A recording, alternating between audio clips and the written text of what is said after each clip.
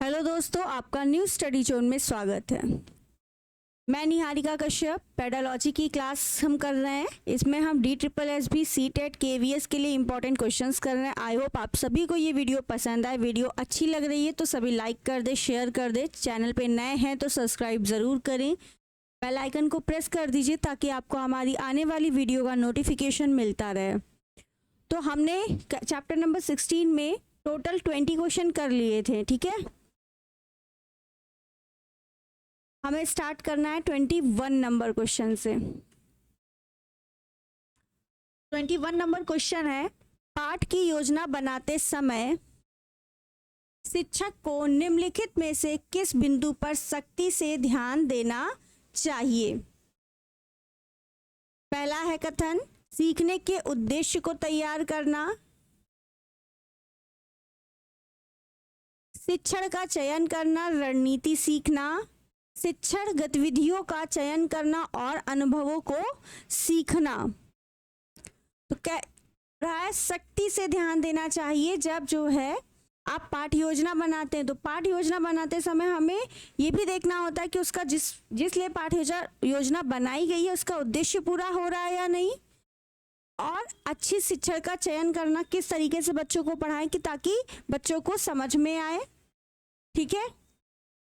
तो यहाँ पर जो आपका राइट आंसर है वो है option D, first, second and third. ये तीनों ही कथन जो है हमारे बहुत ही इंपॉर्टेंट है। इन तीनों बिंदु पर हमें ध्यान देना चाहिए। Next question number 22,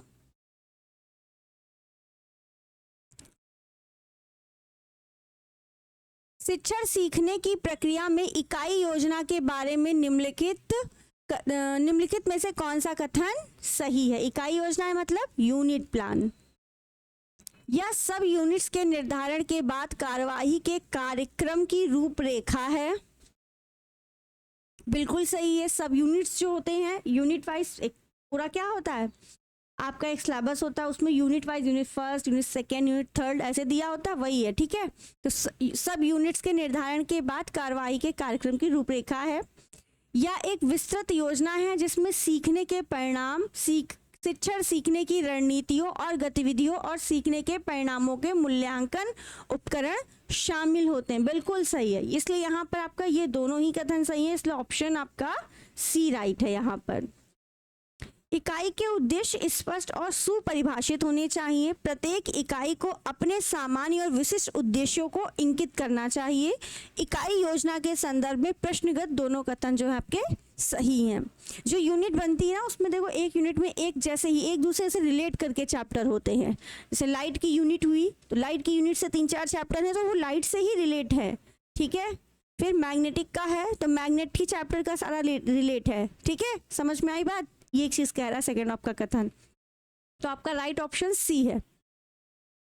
question number 23, dash एक बहुत विस्तृत और विशिष्ट योजना है जिसमें इच्छित सीखने के परिणाम है। शिक्षण का विवरण सीखने की रणनीति और गतिविधि और सीखने के परिणामों के मूल्यांकन के वास्तविक उपकरण हैं। अभी आपको बताया। तो क्या है एक बहुत विस्तृत और विशिष्ट योजना, तो वो है आपकी पाठ योजना। क्या है, पाठ योजना। तो यहाँ पर जो राइट आंसर है आपका सी है। और पाठ योजना आपकी 30 से 40 मिनट की होनी चाहिए, ठीक है। आप उतने टाइम में अपनी एक पाठ योजना जो है कंप्लीट कर लें। तो आपका राइट आंसर यहाँ पर क्या है, सी।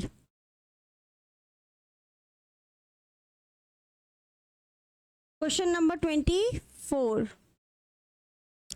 पहेली को हल करना बच्चे के निम्नलिखित में से किस पहलू को बढ़ावा दे सकता है। रचनात्मकता, नकारात्मक सोच, तोड़फोड़ या अज्ञान। बिल्कुल यहाँ पर राइट ऑप्शन आपका क्या होगा, रचनात्मक। पहेली किसी का दे रहे हो तो उसमें क्या क्रिएटिविटी उससे पता चल रही है ना, कितनी जल्दी वो सोच पा रहा है, ठीक है, इन चीजों के बारे में। तो राइट आंसर क्या होगा, ऑप्शन सी होगा।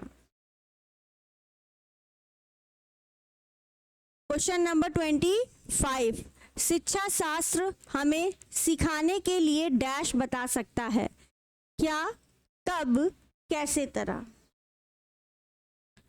तो आपका शिक्षण जो शास्त्र है वो कैसे और कब ये जो है सिखा सकता है, उसने कैसे सीखा और कब सीखा। ठीक है, जैसे शिक्षा जो शास्त्र है हमें बताता है कि कैसे पढ़ाएं और कब पढ़ाएं, क्या पढ़ाएं ये हमें नहीं बताता, क्या पढ़ाना है वो हमें सिलेबस दिया है। ठीक है, कैसे पढ़ाएं और कब पढ़ाएं किस चीज़ को, कि बच्चों को इस चीज़ का जब पढ़ा दे तब हम नेक्स्ट चैप्टर उसको हाई लेवल वाला बताएं, ये चीज़ें हमें टीचर्स को ध्यान देनी होती है। ठीक है, तो कैसे पढ़ाएं और कब पढ़ाएं, ठीक है, ये चीज़ हमें शिक्षा शास्त्र सिखाता है। तो यहाँ पर राइट आंसर क्या होगा, ऑप्शन डी होगा, सेकेंड एंड थर्ड। पहला प्राथमिक स्तर जो है आपका कक्षा 1 से 5 होता है, माध्यमिक स्तर कक्षा 6 से 8 होता है, उसे ही उच्चतर भी बोलते हैं। ठीक है, दोनों स्तरों के लिए शिक्षण के दृष्टिकोण और विधियां अलग अलग होती हैं। इसी प्रकार कुछ विषयों को प्राथमिक स्तर उदाहरण में जैसे ईवीएस पढ़ाया जाता है, जबकि अन्य विषयों को उच्च प्राथमिक स्तर जैसे विज्ञान, सामाजिक विज्ञान ये सभी पढ़ाए जाते हैं। जबकि करिकुलम हमें बताता है कि क्या पढ़ाना चाहिए, है ना, करिकुलम हमें बता देता है कि उसे क्या पढ़ाना चाहिए, लेकिन शिक्षा शास्त्र हमें क्या बताता है, कैसे और कब पढ़ाना चाहिए। ठीक है, और क्या पढ़ाना चाहिए ये हमें करिकुलम सिलेबस बताता है। ठीक है, करिकुलम ही हमारा 2 भागों में विभाजित है। ठीक है, तो राइट आंसर हमारा क्या है, ऑप्शन डी। क्वेश्चन नंबर 26, कक्ष में एक छात्र के ताली बजाने या बू करने से दूसरे से समान व्यवहार हो सकता है। कक्षा में छात्र के अनुकरण व्यवहार को शिक्षक किस प्रकार देखता है, निषेध प्रभाव, रोग निरोधात्मक प्रभाव, प्रभाव डालना या मॉडलिंग प्रभाव। तो ये दिया जो शिक्षक देखता है वो प्रभाव डालने के उसमें देखता है। ठीक है, यहाँ पर 26 का जो राइट आंसर है वो है ऑप्शन सी। प्रकट प्रभाव मॉडल की प्रतिक्रियाओं से संबंधित होता है, ना कि स्थिति के प्रति उसकी व्यवहारिक विशेषताओं से। प्रकट प्रभाव का एक चित्रण जन व्यवहार है। किसी खेल के आयोजन में एक व्यक्ति के ताली बजाने या हूटिंग करने से भीड़ में दूसरे के समान व्यवहार हो जाता है। कभी कभी भीड़ में कई लोग या नहीं जानते कि उन्होंने अनुकरण करने के तरीका का व्यवहार क्यों किया, लेकिन किसी और ने किया तो उन्होंने कर दिया। ठीक है, तो ये प्रभाव डालना कहलाता है, इसलिए ऑप्शन सी राइट है आपका। 27 नंबर क्वेश्चन,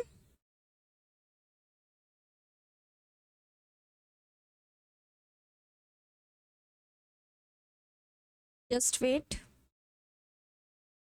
ये है 27 नंबर क्वेश्चन हमारा। किस मामले में प्रत्येक शिष्य को कहानी की एक प्रति चाहिए। इससे पहले कि शिक्षक ने एक कहानी पर काम पूरा किया है, शिक्षक के बाद एक कहानी पर काम पूरा कर लिया है। कह रहा है किस मामले में प्रत्येक शिष्य को कहानी की एक प्रति चाहिए। तो यहाँ पर एक कहानी पर काम पूरा किया है नहीं, शिक्षण के बाद एक कहानी पर काम पूरा कर लिया। यहाँ पर राइट ऑप्शन आपका सेकंड वाला होगा, यानी कि डी। ठीक है, जब शिक्षक कहानी पर पूरा कार्य करे तो प्रत्येक शिष्य को कहानी की एक प्रति रखनी चाहिए। कहानियों वाली एक पुस्तक बच्चों के अधिगम की नीति विकसित करती है। कहानियां प्रेरणादायक और चुनौतीपूर्ण और सुखद होती हैं। ठीक है, तो शिक्षक जब कहानी पूरी कर ले उसके बाद जो है प्रत्येक शिष्य को उसकी प्रति एक अपने पास रख लेनी चाहिए, या फोटोकॉपी नहीं कह सकते, माइंड में उस शिक्षक कहानी के बाद उसकी जो हमें प्रेरणादायक बात लगी है वो रख लेनी चाहिए। ठीक है, तो यहाँ पर राइट ऑप्शन आपका क्या होगा, डी। क्वेश्चन नंबर 28, डैश एक गुणात्मक दृष्टिकोण है जो साहित्य में जगह या इतिहास में प्राथमिक स्रोत के जवाब में छात्रों की बात का विश्लेषण करता है। लर्नर केंद्रित शिक्षा, अधिगम केंद्रित शिक्षा, सह ऑपरेटिव लर्निंग, सहयोगात्मक शिक्षा। तो यहाँ पर जो राइट आंसर है वो है ऑप्शन डी, सहयोगात्मक शिक्षा। सहयोगात्मक शिक्षा तब होती है जब छात्र एक छोटे समूह में एक संरचित परियोजना पर एक ही स्थान पर एक साथ काम करते हैं, या एक गुणात्मक उपागम है या छात्रों को सशक्त बनाता है। क्वेश्चन नंबर 29, शैक्षणिक विश्लेषण के शिक्षा चरण में निम्नलिखित में से कौन सी गतिविधि शामिल है?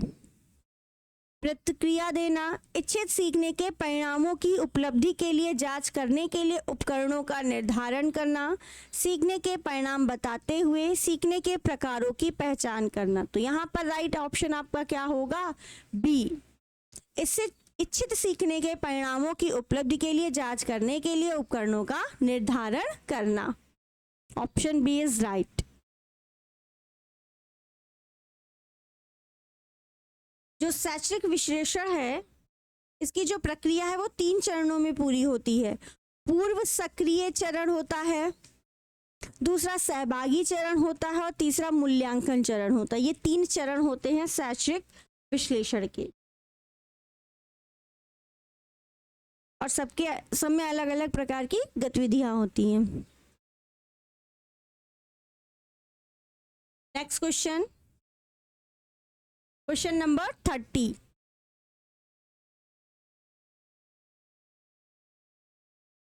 कह रहा है निम्नलिखित में से कौन सा संज्ञानात्मक अनुसंधान ट्रस्ट कोट उपकरण व्यक्तियों को विभिन्न संभावनाओं और विकल्पों में से कई प्रतिध्वनित्व करने की अनुमति देता है?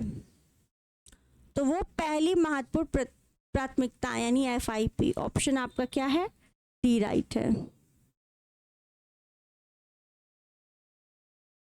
नेक्स्ट क्वेश्चन नंबर 31, एक शिक्षक को अपने छात्रों को प्रोत्साहित करने के लिए सीखने की योजना बनाते समय क्या ध्यान देना चाहिए? योजना बनाते समय पूछा है।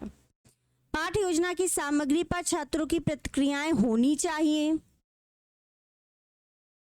पाठ योजना को पहले से निर्धारित तार्किक संरचना से विकसित किया जाना चाहिए। तो यहाँ पर जो राइट आंसर बनाते समय क्या ध्यान रखना चाहिए? तो पाठ्य योजना की सामग्री पर छात्रों की प्रतिक्रियाएं होनी चाहिए कि ऐसी कोई हम सामग्री बच्चों को, तो बच्चे उसके बारे में कुछ क्वेश्चंस पुट अप करें, प्रतिक्रियाएं दें, ठीक है, यानी उनको पहले से कुछ नोन हो उसके बारे में, ठीक है। छात्रों में क्या होता? अन्वेषण अधिगम को प्रोत्साहित करने के लिए शिक्षक को पाठ की सामग्री को छात्रों की प्रतिक्रियाओं के रूप में बनाना चाहिए या पहले से निर्धारित तार्किक संरचना पर आधारित नहीं होनी चाहिए, बल्कि इसमें बच्चों को अपने अनुभवों से जोड़कर प्रश्नों को प्रस्तुत करना चाहिए और नई समझ की खोज का जो है विकास करना चाहिए। तो यहाँ पर राइट आंसर ऑप्शन डी है, यानी केवल एक। क्वेश्चन नंबर 32, निम्नलिखित में से कौन सा जी जॉन बी वॉटसन का बुनियादी अवधारणा है? पर्यावरणवाद, भावनाओं का अध्ययन, व्यवहारिक अनुप्रयोग, तीनों है। तो ऑप्शन आपका यहाँ पर सी राइट है 32 का। ये जो वॉटसन जी अमेरिकी मनोवैज्ञानिक थे और व्यवहारवाद का सिद्धांत इन्होंने ही दिया था, प्रतिपादित किया था, ठीक है, ये याद रखिएगा, पूछा जाता है। क्वेश्चन नंबर 33, शिक्षा कार्यक्रमों में शामिल किए जाने वाले प्रमुख क्षेत्रों में से एक है सीखने के समाज शास्त्र की समझ, भाषा और साक्षरता, अधिग्रहण की प्रक्रियाओं के बारे में वर्तमान ज्ञान। तो शिक्षा कार्यक्रम में ये दोनों ही शामिल है, ठीक है। तो ऑप्शन आपका सी होगा, डी होगा, फर्स्ट एंड सेकेंड दोनों। क्वेश्चन नंबर 34, व्यक्तिगत प्रोफाइल को कैसे उपयोगी रखा जा रहा है? तो बच्चों की एक व्यक्तिगत प्रोफाइल बनाई जाती है जिसमें बच्चों का सारा डाटा होता है। तो यह बाद में विद्यार्थियों के माता पिता को उनकी प्रगति के बारे में शिकायत करने में मदद करता है। तो बच्चों की हमें शिकायत नहीं करनी है, ठीक है। या औपचारिक तथा अनौपचारिक दोनों का एक आकलन करता है। बिल्कुल, ये बच्चा कितना फर्स्ट आया, सेकंड आया, कैसा पढ़ने में है, ठीक है, उसमें कैसा नैतिक विकास है, कैसा, ठीक है। तो ये सारी चीजें बच्चों के बारे में हमें पता चलती हैं व्यक्तिगत प्रोफाइल से। बच्चों को क्या पसंद है, क्या नहीं पसंद है, ठीक है, उसके गुण क्या है, उसके दोष क्या है, सारी चीजें हमें इस चीज से पता चल जाती है व्यक्तिगत प्रोफाइल से। तो राइट आंसर क्या होगा? ऑप्शन सी, क्योंकि केवल सेकंड हमारा राइट है कि व्यक्तिगत प्रोफाइल जो है कैसे उपयोगी होती है। माता पिता से उसकी प्रगति के बारे में शिकायत करने में मदद करता है, ये नहीं, ठीक है, शिकायत हमें बच्चों की नहीं करनी है। नेक्स्ट 35 नंबर क्वेश्चन, निम्नलिखित में से कौन सा असाइनमेंट एक शिक्षक छात्रों को दे सकता है ताकि वे चुंबक की अवधारणा को बेहतर ढंग से समझ सके। चुंबक की अवधारणा को बच्चों को समझना है, तो हम असाइनमेंट बच्चों को कैसा दें कि वो समझ सकें। विभिन्न प्रकार के मैग्नेट में आकार का पता लगाएं, उदाहरण लाउड स्पीकर, टीवी, टेलीफोन, बिजली की घंटी आदि। सेकेंड है चुंबकीय चिकित्सा पर जानकारी एकत्र करें। तो यहाँ पर जो राइट आंसर है ऑप्शन सी है, दोनों ही तरीके से बेहतर है आपके, ठीक है। 36 नंबर क्वेश्चन, निम्नलिखित में से किसे जिज्ञासा से कई प्रश्न उठाने की क्षमता के रूप में परिभाषित किया जा सकता है। तो वो है अन्वेषणशीलता, ठीक है। जिज्ञासा से जब कई प्रश्न उठते हैं उसकी क्षमता को क्या कहेंगे, अन्वेषणशीलता बोलेंगे, ठीक है। ऑप्शन आपका यहाँ पर डी राइट है। अन्वेषणशीलता का अर्थ क्या है अगर कोई आपसे पूछे, तो वो है जांच पड़ताल, जांच पड़ताल करना। नेक्स्ट 37 नंबर क्वेश्चन, निम्नलिखित में से कौन सा कथन सही है। नकारात्मक विश्लेषणात्मक प्रस्ताव विरोधाभासी होते हैं, बिल्कुल सही। नकारात्मक संश्लेषी प्रस्ताव स्वविरोधी विरोधाभासी नहीं होते हैं। दोनों ही कथन यहाँ पर सही है, इसलिए आपका ऑप्शन ए राइट है। कौन सा गुणात्मक व्यवहार मॉडल के विचलन वाले व्यवहार के दमन से संबंधित है। आमतौर पर उसी व्यवहार में संलग्न होने के लिए सजाए गए मॉडल की शील करने के परिणाम स्वरूप। तो यहाँ पर जो राइट आंसर है वो है निरोधात्मक प्रभाव। ऑप्शन यहाँ पर आपका सी राइट है। जो निरोधात्मक प्रभाव है ये व्यवहार मॉडल के विचलन करने वाले व्यवहार के दमन से संबंधित है और यह सचेत और या अचेतन संयम को संदर्भित करते हैं जो आवेग या इच्छा को दबा देता है। Question number 39, second last question, dash का अर्थ है उपलब्ध स्थितियों और संसाधनों का पूरी तरह से उपयोग करना जो स्कूल के गणित के पाठ्यक्रम में अभी शामिल नहीं है। अनुमान और उपसाधन, प्रतिनिधित्व, इष्टमीकरण, संबंध बनाना। तो यहाँ पर जो राइट आंसर है वो इष्टमीकरण है। इसका जो अर्थ होता है उपलब्ध स्थितियों और संसाधनों को पूरी तरह से उपयोग करना जो स्कूल में गणित के पाठ्यक्रम में अभी शामिल नहीं की गई है। ऑप्शन यहाँ पर सी राइट है। एंड लास्ट क्वेश्चन आज का, बी.एस. गुहा के अनुसार भारतीय जनसंख्या में निम्नलिखित नस्लीय तत्वों में से कौन सा पता लगाया जा सकता है। नॉर्डिक, पश्चिमी ब्रैकीसेफल, मोंगोलॉयड, नेग्रिटो। तो यहाँ पर जो राइट आंसर है वो ऑप्शन सी, ये चारों ही पता लगाए जा सकते हैं। तो ऑप्शन आपका सी राइट है। आई होप आप सभी को ये जो वीडियो है पसंद आई हो।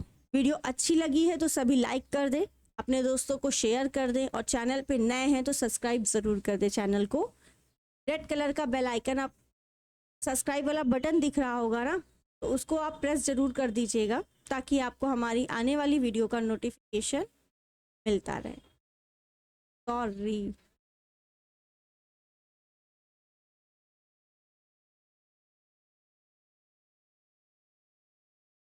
Thank you.